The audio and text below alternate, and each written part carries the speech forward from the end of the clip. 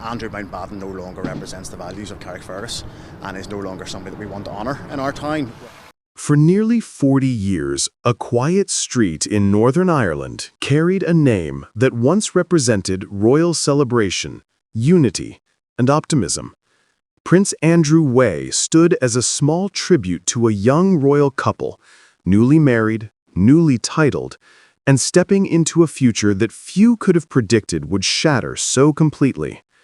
But today, that street has become the latest symbol of a far deeper unraveling, the kind of public rejection that no senior royal in modern history has faced. And when councillors gathered to vote on whether Prince Andrew's name should remain, their decision marked another step in the long, painful dismantling of Andrew Mountbatten Windsor's public legacy. What happened in that council chamber has sent shockwaves far beyond Carrickfergus, because the renaming of a single street isn't just a local matter. It is a powerful sign that Andrew's downfall has entered a new and irreversible phase. Before we dive in, there's something I need to share with you. Over the past few days, thousands have watched these stories unfold, but most haven't subscribed. If you're one of them, I invite you now to join us. Subscribe to Crownverse so you never miss the next chapter in this unfolding royal history. For many people, the story of Prince Andrew's decline began in 2019, when his association with Jeffrey Epstein resurfaced in global headlines.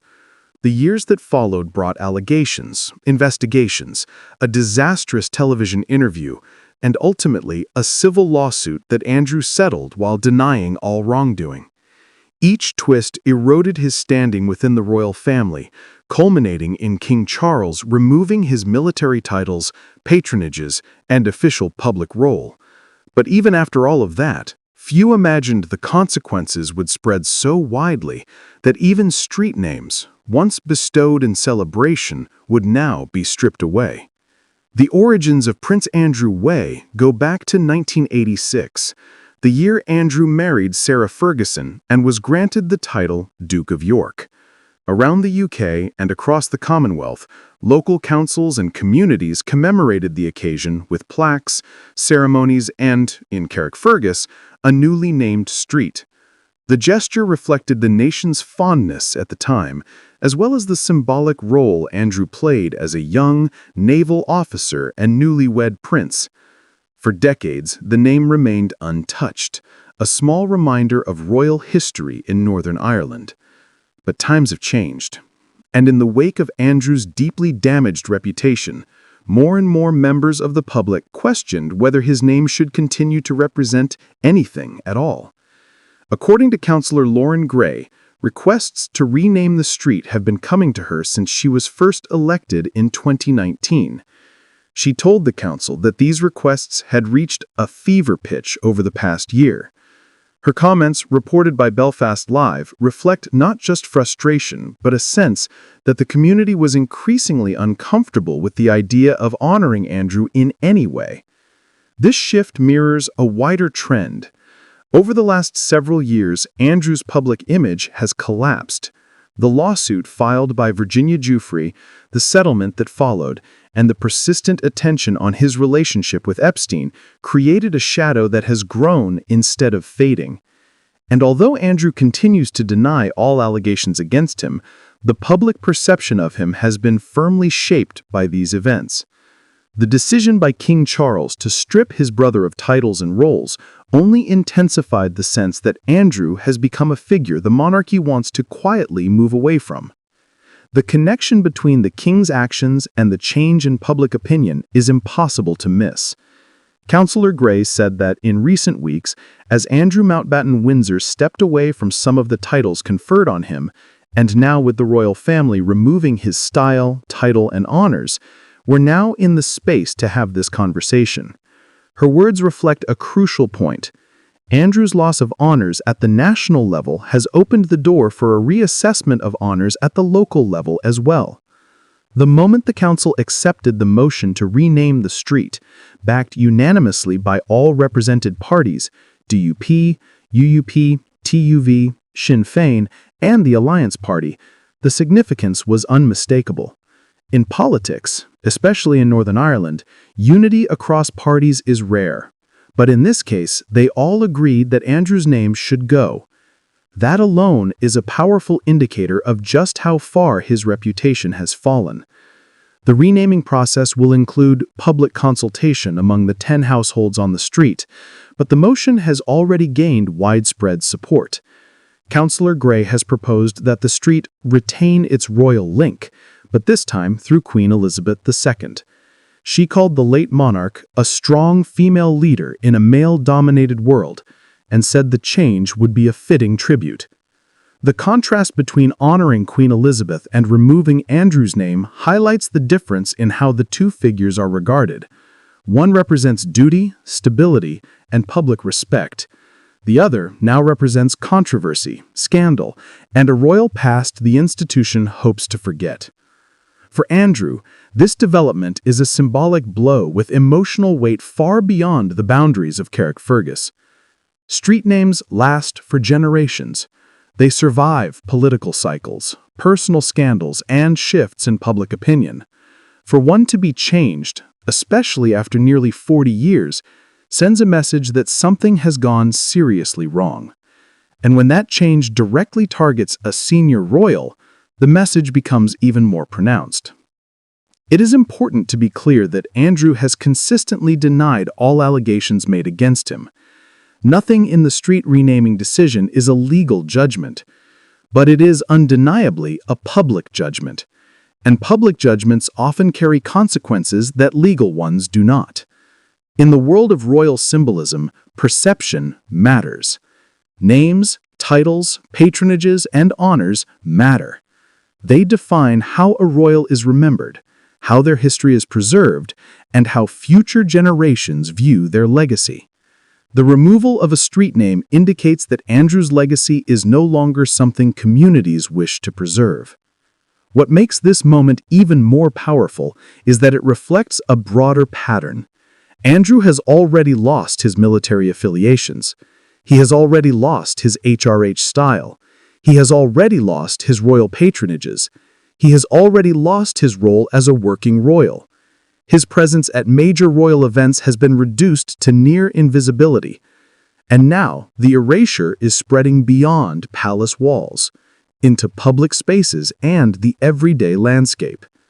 Some commentators have speculated that this could be the beginning of a trend, with other communities reconsidering local honors associated with Andrew.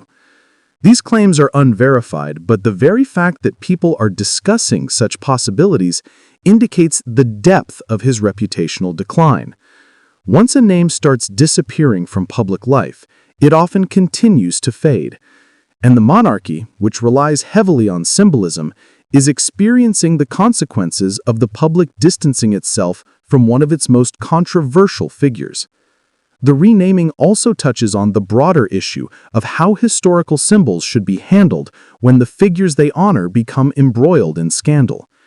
Conversations across the UK in recent years have increasingly focused on statues, buildings, and public spaces named after individuals whose legacies are now seen as problematic. For Andrew, being swept into this broader cultural movement underscores how severely the scandal has damaged his standing. Inside the royal family, this will likely reinforce King Charles's ongoing strategy. The king has made it clear he wants a monarchy that is leaner, more responsible, and more aligned with modern values. Andrew's scandals are incompatible with that vision. Every time a community, institution, or organization distances itself from Andrew, it strengthens Charles's case for reducing Andrew's presence even further.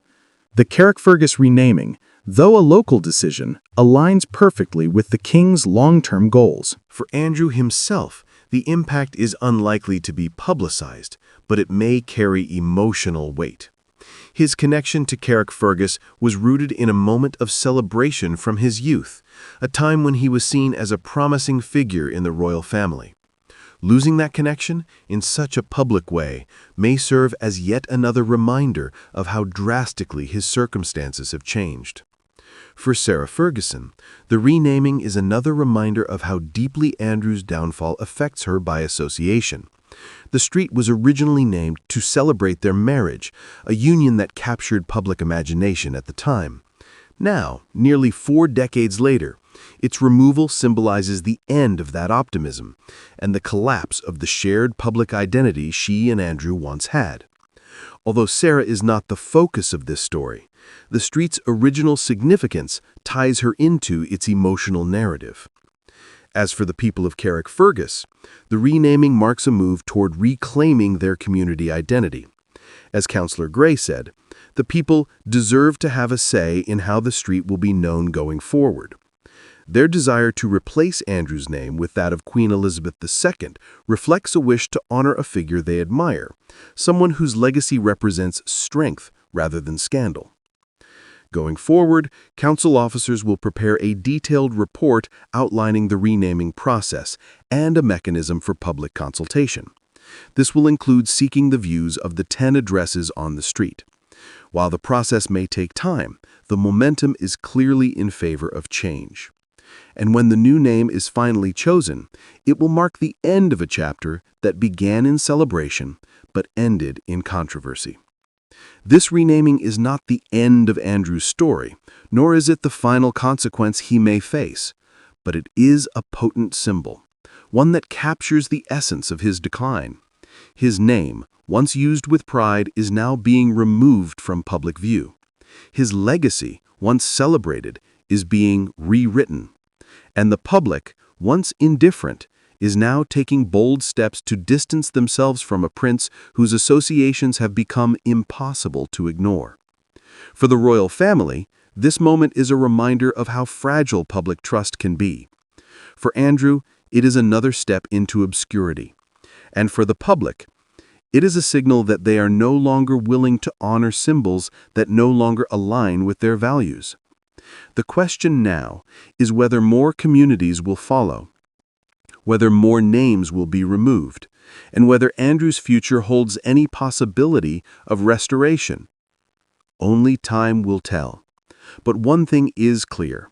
The process of erasing Andrew's public presence has begun, and it is moving faster than anyone expected.